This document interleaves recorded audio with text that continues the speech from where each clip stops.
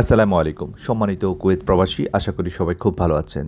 Kuwait প্রবাসীদের উদ্দেশ্য করে সতর্কমূলক বার্তা দিয়েছেন কুয়েতের মেজর সারা জামিল আলী।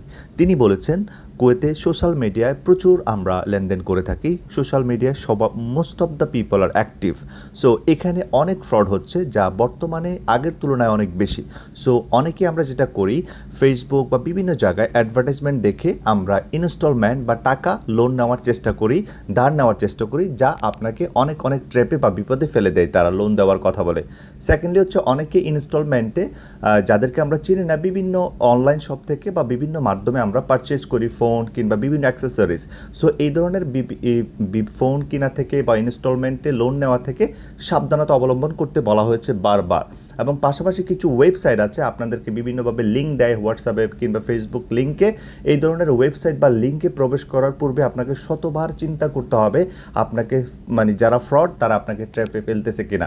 সো এই বিষয়গুলি খেয়াল রাখবেন। পাশাপাশি বাংলাদেশি যারা আছেন, আপনাদের জন্য আমার আরও রিকোয়েস্ট, আপনারা অনেক সময় ফেসবুকে এসে ভিসা বিক্রি করার চেষ্টা করেন, ফেসবুকে এসে ভিসা কেনার চেষ্টা করেন। বিশেষ করে বাংলাদেশ থেকে যারা অনেকেই ফেসবুকে লেনদেন করেন, আপনি ফেসবুকে ওনাকে চেনেন না, জানেন না, কিন্তু ভিসা কেনার জন্য 50,000 1 লাখ টাকা দিয়ে পরবর্তীতে উধাও হয়ে গেছে। আর বিশেষ করে আপনার সিভিল আইডি, পাসপোর্টের কপি অন্য কাউকে যদি না চিনে থাকেন দিবেন না।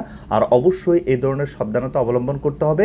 পাশাপাশি আপনার নাম্বারে যদি কোনো ওটিপি চায়, অনেক সময় ফ্রডস্টার কল করে ওটিপি দেওয়ার জন্য, আপনার পিন বা পাসওয়ার্ড বা ব্যাংকের ওটিপি এই ধরনের কারোর সাথে শেয়ার করা যাবে না। আজকে এই পর্যন্তই। ভালো থাকুন, সুস্থ থাকুন। ভিডিওটি অন্য কুয়েত প্রবাসীদের সাথে শেয়ার করুন। আসসালামু আলাইকুম রহমতুল্লাহ।